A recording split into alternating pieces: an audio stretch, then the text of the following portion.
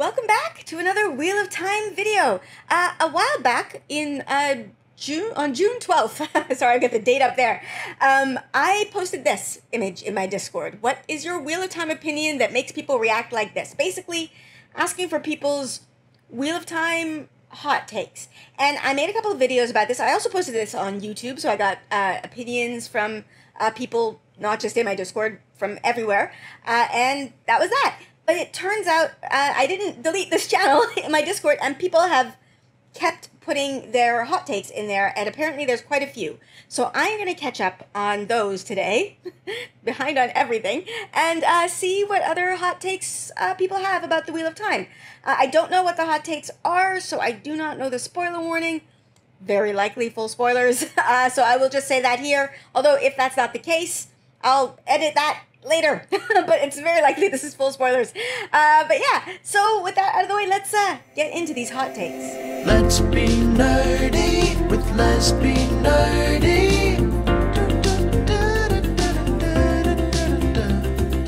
Let's be nerdy with Let's Be Nerdy.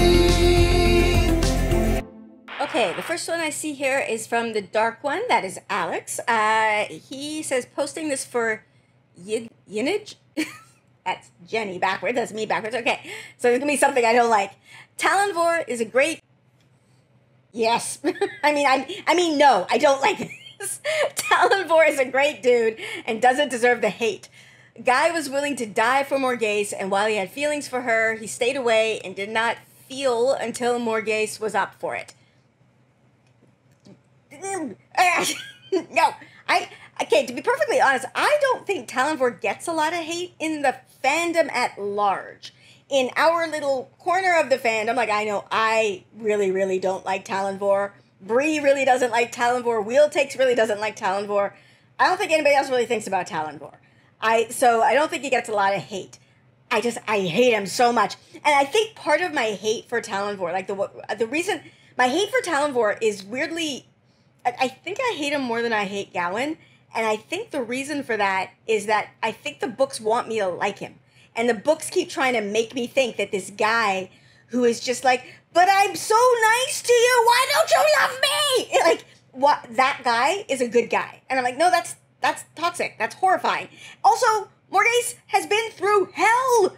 She should not be in a romantic relationship. And why is everybody in the books telling her that she's dumb for not wanting this guy? And the books are making it like, no, she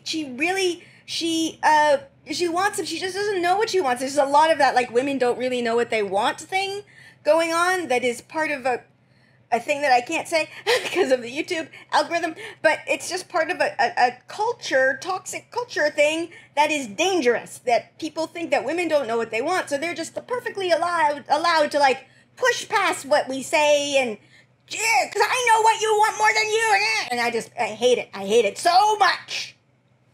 I don't think Alex actually thinks this. I'm pretty sure that's why he's saying, posting this for Yinage. All right, next one here is from Kev.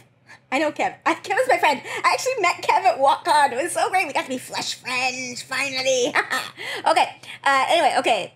It says, Swan Sanche is as morally corrupt as Elida, possibly more so. Swan lies. Yes, I know she can't lie, but she intentionally misleads and obfuscates in order to preserve her own power because she believes she knows what is best and doesn't trust others to act in the way she has decided they must. She breaks tower laws and customs, kidnaps monarchs, pits the Ajas against each other, manipulates sisters and friends, and attempts to puppeteer Egwene in order to hold on to her power. She and Elida do almost the exact same thing, only using different methods. And where Elida is brutal, at least she is honest.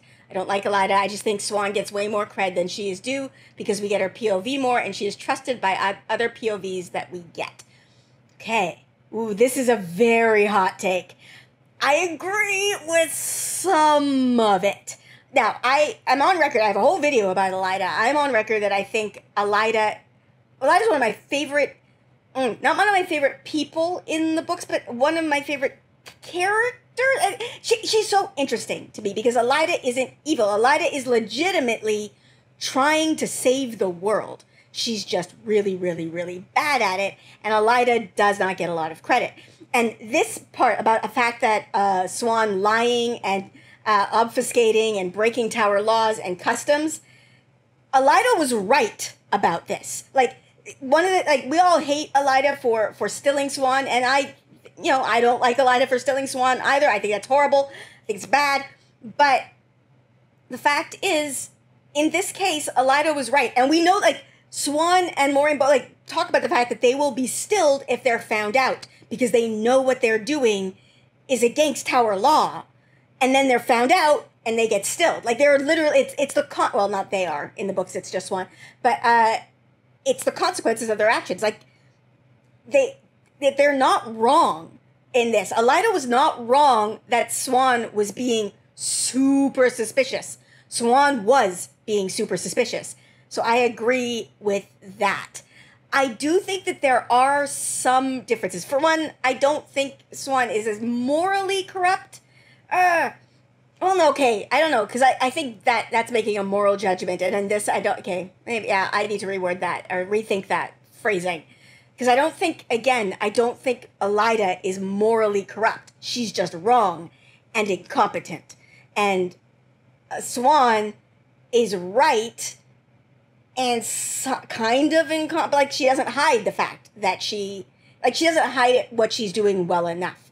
So in her obfuscating and lying, as Kevin, but like, it's not lies, but her obfuscating, she was not as competent in that as she could have been. Now, granted, probably more competent than Aleida would have been, because she managed to hide it for like 20 years, which is a pretty good, right?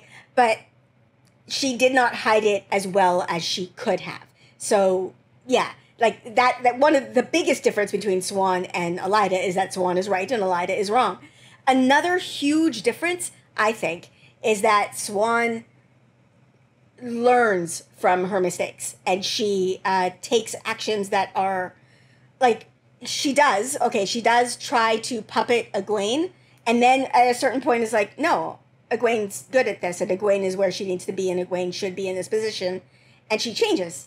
And I don't know that Aleida would do that. And we don't see Aleida doing that. Now, granted, I have a whole post-book headcanon where that actually does happen eventually, but that is one of the things that I feel like is a huge difference from them. Now, again, Kevin is right. We do not get very many, do we get POVs? I think we do get a few POVs from Aleida. But in every POV that we get from Aleida, it's like, I'm right, I know I'm right, whereas in some of Swan's POVs, we get her questioning and being unsure of herself, and still, like, that is a huge difference between them that I think is in Swan's favor. Morally, to say, like, Swan Sanche is as morally corrupt as Aleida is wording it kind of in the opposite way that I would want to word this, in that I would say Aleida has just as moral a mission as Swan. Like, that's their goals are the same. It's just one of them is right and one of them is wrong. All right, another one here from Alex, the dark one. The writing was on the walls regarding Taim, and Luz Theron wanting to kill him was because the madman realized that Taim showed zero signs of madness or being affected by the taint. That was one of the reasons that I was convinced that Taim was Damodred. And Demandred, not Damodred. Sorry, Demandred. And that was on my list of reasons that I thought, like, aside from the so-called Aiel thing and whatever, that's what I thought. And so, yeah, him him being of a certain age and not having shown any signs of madness. So, yeah, I do think that some of this part, like, the madman realizing, like, the madman seeing that Taim needs to be killed, I think some of that is remnants of RJ's original plan. Like, we know this from RJ's notes. That Taim was originally supposed to be Demandred. So, and he changed his mind later on, which, fine. Like, I have no, writers can change their minds about things. Sorry, I have a whole other thought about, Babylon 5 is what I'm thinking about. The original plan versus what eventually happened in the show. You can see remnants of the original Babylon 5 plan in the final show, but the writer, JMS, changed his mind, and circumstances as well happened outside of his control. Changed his mind, and the eventual show is canon. We don't, like, hold people to their original plan, whatever. So he changed his mind, and there are remnants of it, and I think this is one of the remnants of the original plan. Sorry. Okay, when Alex does all caps like this, he is cosplaying as the Dark One. All right. Lesbian Nerdy isn't actually a... I should probably say this in all caps. Lesbian Nerdy isn't actually a servant of the light. She is secretly nameless and is convincing everyone Wheel of Time is just a book. Oh, I have to breathe. So humanity is unprepared for the coming Trolloc War. Okay, if I'm Nameless, then who is Nameless? Because Nameless is one of my co-hosts on the Tarvalin After Dark podcast. A podcast that I'm on that you should totally check out. It's fun. But yes, okay. I mean, I've said it enough times. There's a part of my brain that forgets it's just a book. Like, there's a part of my brain that when I get to parts of the book where, like, things feel in, like, the characters are behaving in a way that I'm like, that doesn't feel normal or right. Like, my brain just goes, oh, well, that's just incorrect transcription of the event. Instead of, Jenny, it's fake. Everything in here is fake. It's not real. So, yeah. All right, another one from Alex here. Okay, another serious one. Ishamael should have just stuffed the Taviran into a stasis box or whatever Moradin shoved Moghedien into. Would have kept them nice and fresh until the day of return. Okay, yes. This is interesting. Okay, because the Forsaken, I mean, I think it's... They were not great at their jobs. And I actually have another video about this as to why I think they were not great at their jobs. I should do this thing where people link to their videos, or I don't know. They like it used to be that you could like put something up here. I don't know if that's still possible. I'm not very good at this. But anyway, the rest of the Forsaken, like your Moghediens, your Lanfears, your Grendels, and whatever. I think that a lot of them were bad at their job of being Forsaken because they were competing at each other. With each other. They all wanted to supersede each other, so they weren't working together. If they had worked together, they like the side of light would have been cooked. Like they just would have been. Ishamael, like you've called Ishamael out here specifically. My headcanon as to why Ishamael doesn't always do the thing that would make him win in this instance is because my headcanon is that one of the reasons that Ishamael is so like Ishamael pilled, like he black pilled, basically. He wants everything to end and he's so exhausted with living. And the reason he was so mad at it is because the Dark One, gave him access to the memories of all of his lives. Not just fragments like what Matt has, but like everything. So he is exhausted. He is just exhausted. And part of having seen everything is that he knows that they have never won. And the only thing that has not happened in all of the turnings of the wheel is that the dragon has never turned. That is my headcanon. So the reason that he never does the thing that we would think, he would win if he did this, is because his goal is not just to beat the side of the light, but to turn the dragon. Because in his experience, in my headcanon, of him having his whole existence as memories, he knows that's the only thing we've never been able to do. And if we are able to do that, maybe then we can end existence. So shoving him into a stasis box wouldn't fulfill that. Again, that's just my headcanon. I have no idea if that's fact or anything, but that's just the way it works in my head. Okay, the next one's kind of long. I'm going to try and keep an eye on what's going on screen so you can see this, because I'm going to have to scroll. Okay, this one is from Iceni Ghost. Forgive me if it's been said before, but I believe Rand should only have been with Min, and that's not an aversion to Three Wives. Outside of a frisky igloo moment with Avienda and the lusty moments, Elaine was sexually incontinent. Sexually incontinent? Oh my god, I've never heard that phrase before. Sexually incontinent. Wow. I mean, she did just kind of accidentally let it out. So, okay. Oh my god, sexually incontinent. Holy crap. They just don't seem to fit with Rand. Avienda didn't seem to know what was happening with herself or her feelings and was clinging to that destiny thing almost lazily and like it was a burden and not something she really wanted. I feel this so much, yes. Elaine was like she was trying to possess Rand and add him to her entourage. Okay, but I've thought Elaine and Avienda should have been together, and that's almost hinted. That is, a lot of people think that. Yeah, beyond the multi-shared bath count. Yes, okay. A lot of people feel that way. I personally don't, but a lot of people do. However, I'm not averse to the idea of Elaine having children by Rand. Okay, almost like a legacy transaction, best male available to sire future monarchs, not unlike what happened with Elaine's parents. A little gross sounding to us, but not unusual in that situation in that world. Okay. All right, so there's more here. Min is the only one that truly gets Rand and grounds him without nonsensical language or ritual etiquette. Despite her visions, he can be himself with her, more than he is with the other two, and their connection seems more real than the others, and they also met the earliest in his journey. Having said all that, I hate how all three act like swooning limp asparagus whenever even thinking of Rand. Yes, like they have an intermittent personality transplant. It's so true. Okay, I have a lot of thoughts on this. First of all, I mostly agree with this. I actually, again, have another video about this. I've talked about the Wheel of Time a lot. I think it's my romance in the Wheel of Time video, where I talk about this one, where I don't have a problem with his relationship with any, well, okay, the one I hate the most is the Aviendha one, because of this reason, that, like, it's a burden and not something she really wanted. I feel like, obviously the pattern is not an individual, but, like, she did not want that.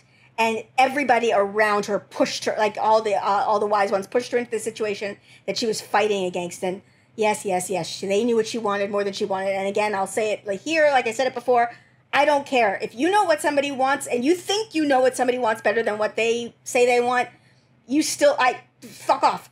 You do not get to push past what they tell you that they want. Sorry, that's their choice. And you don't get to be like, but I know better than you about yourself. Even if you're right, you are behaving badly. It is wrong. It is morally repugnant. Stop it.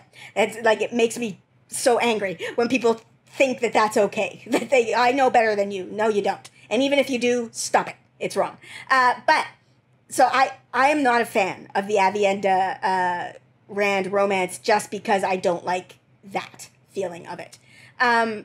But if I take that away, which I can, like my brain, I'm sure we all do this. Like you could sort of do Lego with the books and be like, I just take this part out, then I can look at it and it's great. I do this with pretty much everything. All of us do, I'm sure. I still do not like Rand so much with the three of them, not because, again, for the same reason, it's not an aversion to the three wives, although I'm not a fan of it. It's very, very male fantasy, like, he gets three hot girls who just, like, have intermittent personality transplants whenever they think about him. They turn into, what was it she said, limp asparagus? Yes. Like, whenever they think about that, it's very, very wish fulfillment stuff going on that's a bit crazy. But it's not that. Part of my reason for not liking the three of them, or the three of them being after him, sorry, I'm trying to get it to stop clicking like that, is that they don't know him anymore. Everybody grows and changes, right? Like Elaine, when she meets and falls in love with Rand, is an innocent princess who has barely seen the world. And then you're telling me that when she, like, after she's gone through all of the events of the book and been through all of that growth and change and has become a monarch in her own right, that she's still in love with a boy that she met, like, and she's spent maybe less than 24, no, she spent some time with him in the Stone of Tear. So maybe 2 or 3 days. She spent maybe 2 or 3 days with this man. You're telling me she's in love with him?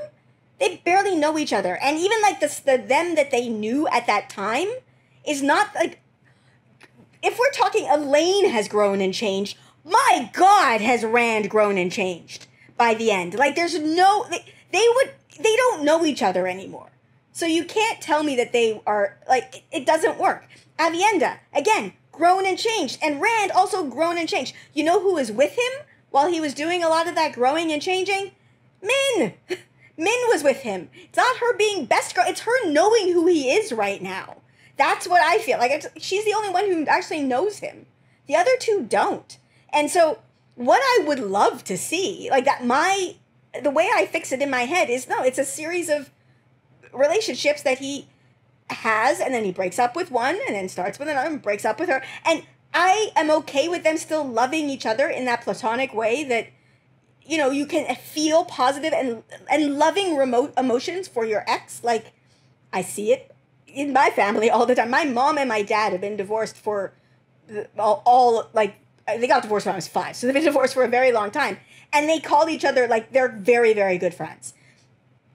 And, like, you know, it's like they talk to each other about problems and stuff that they have in their lives because they love each other. Not in love with each other. They haven't been that for a very long time, but they do. And that would be something that I would like to see. That would be new and different. Like, this doesn't feel new and different. What it feels like to me, and I said this in that video that I made ages ago, is it feels like the trope of the first person you meet, like it's destiny, but it just feels like it happens 3 times in a row.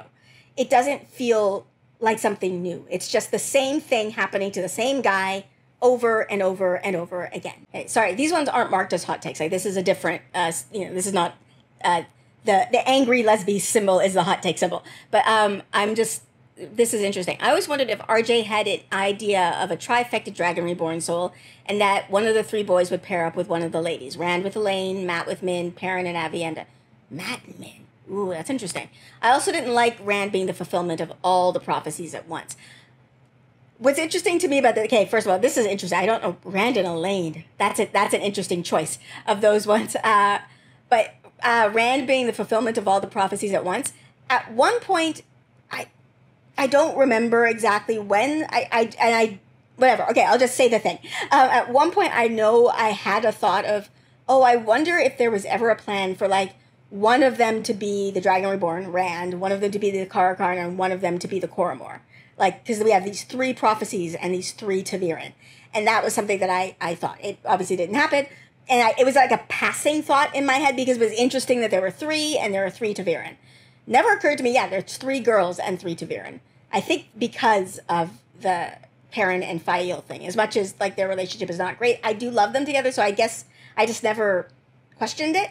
But that's an interesting take. Okay, sorry, this conversation kept going, and this line here, I suggest RJ was playing on the maiden mother crone, like the seer old whatever from Irish mythology, and I'm just dying because, okay, the maiden, obviously that is Avienda. The mother, I guess, would be Elaine, although Avienda also apparently had babies later on, but yeah. The crone? I mean, granted, it's the seer. Okay, I do get that. But the crone being Min? She's like 24, 26, or something like that. She's the crone? Really? Okay, another one from the Dark One. In the last 3 books, we should have gotten flashback scenes to fill in missing information to previous books.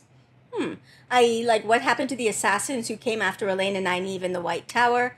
Black Sister likely didn't use balefire, so how did they dispose of the bodies? Okay, first of all, I mean, flashbacks would have been really, really interesting. I don't know that there's a lot of information that he needed to get across. Now, we could have taken some of the Androl stuff and replaced it with flashbacks. I, though, would still, I want more. I love Wheel of Time, so any more content, like, give us extra 6 books, whatever, that would have been fine. More than flashbacks, I would have wanted more Nynaeve in those last books. I honestly think that Brandon Sanderson just didn't really like her and get her very much. That's my opinion. When I was like, he just, like, this arc between Nynaeve and Maureen barely got touched, and that was, like, from the very beginning. It's just like her arc kind of just disappears, and they hug, and that's it. And they don't get. I think that they could have gotten a lot more. So yes. What happened to the assassins who came after Elaine and Nynaeve in the White? The Black Sister didn't use balefire. Wasn't that?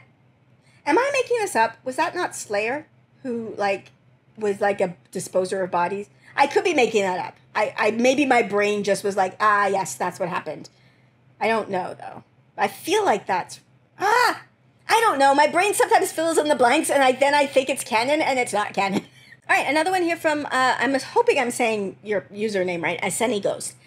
This might be slightly crack-brained, but I've considered, sort of tested, in the last few rereads, that if all Sean Champart's characters of the books were removed, the overall story loses nothing. And if, say, the White Cloaks and some of the other rather lame Forsaken were nerfed up a bit and given some of the plots, like Idoms, etc., it might improve it. I just find myself reaching Shan heavy chapters and almost having the same response as Perrin Slog these days. Ooh, okay. Having said that, the Perrin Slog is becoming less annoying than the Shan as the years go on. So who would replace Tuon and marry a certain gambler?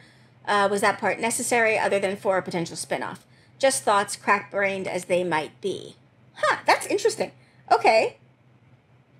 Now, I'm, like, this is a hot take, so, you know, this one, I like having the Shan Chen. They're just, I mean, they do, because having the White Cloaks, they do serve a similar function of the not quite the same though, but in my mind, the reason I like the the Shanshan, and again, like as in I think they're a good addition to the story, not like them, obviously they suck, but is that I like having human evil, so that it's not I like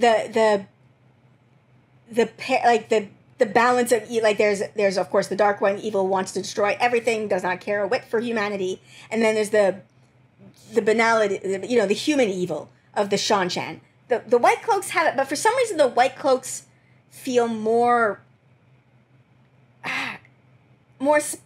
extreme. Like the White Cloaks are what's the word I'm looking for? Zealots. They are zealots. Whereas the Shanshan are okay. They're zealots, but they're zealots in a sense of they assume that their reality, their belief system, is the belief system that everybody should have, and that it's just the normal belief system. Whereas the White Cloaks know that their belief system is weird, or not weird, but not everybody agrees with them, and they come at the world in a very different way. So I like the contrast between the White Cloaks and the Shanshan, whereas the Shanshan are just like, well, yes, of course, everybody knows that Marathmane are evil, and so we need to, call her, not evil, dangerous, we need to call her them, and the White Cloaks are like, I said evil, Like, it's just a different way of doing it. So I like having them as separate things in the story. But, okay, if I try and do this mental exercise, okay, so if we give, the idoms to, some of the rather lame Forsaken, and the White Cloaks, that's interesting. Okay, so, if we give the idom to the White Cloaks, we've just changed them completely. Like, they are now, well, they can't be a man only. Like, that's the other thing about the White Cloaks that distinguishes them from the Shanshan. The White Cloaks are misogynists. Like, they just don't like women. Which you sort of see, they don't have any women in their ranks, which if their only issue is with women who can channel, why are there no women in their ranks? Like, not all women can channel. So that alone is one thing. They just don't like women in power. They would need to have women in their ranks if they have the idom, as written, because the idom needs a female who has doesn't have the spark, who can learn to control it. So that would change them entirely. Like, that is the distinguished, like, the Shanshan are not misogynists, not in the least. They are one of the most gender equal societies that we see in the books. So that would change them. So, okay, we would remove, like, a misogynist organization from the world and replace, because they would have to have women in their ranks, and the women would have to basically have some sort of power. So that would change them entirely, like, change the vibe that they have entirely. Okay, let's see. And then who could replace Tuon and marry a certain gambler? Because you're asking the question, does that need to happen? I don't know that it necessarily does need to happen. Now, it's great for the post-book story that I have in my head, which I also have a video about. So much about the Wheel of Time. Oh my goodness. The marriage is good for that. It doesn't necessarily do much. In fact, it does harm to Matt's story in the books as it ends. I know I am not alone in this. There are plenty of people who, by the end of the way the books end, they're like, Matt is great. Oh, wait. Like, there's this part of you that pulls back and is like, side-eyeing Matt's decisions at the end of the series. So if you just take that out of there, then we're no longer side-eyeing Matt. He just gets to be awesome, and yay.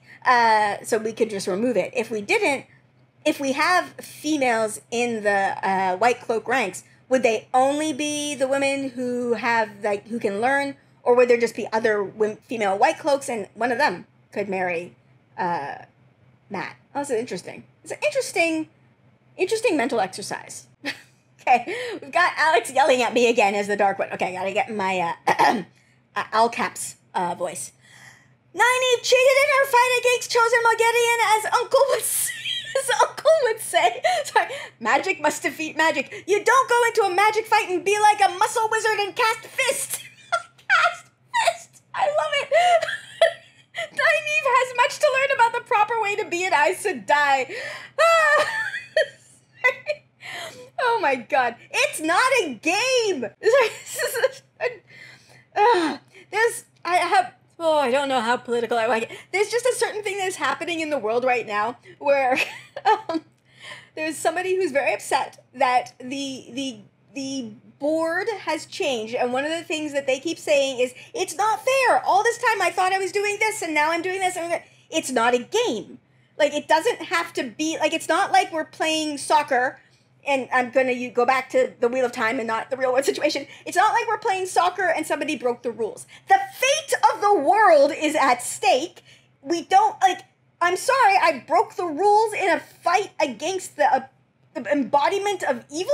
Like, no, when it's a fight against the world, I'm sorry, a fight against evil, or a fight, like, when you are dealing with something larger than a game, these rules don't, no, I'm sorry, this is ridiculous. It's so bad. I cast fist. Yeah, no. I disagree with you, Dark One. It's not a game. It's not a sport. The Aes Sedai have a lot to learn about being a proper Aes Sedai also, and Nynaeve's going to teach them. All right, there you have it.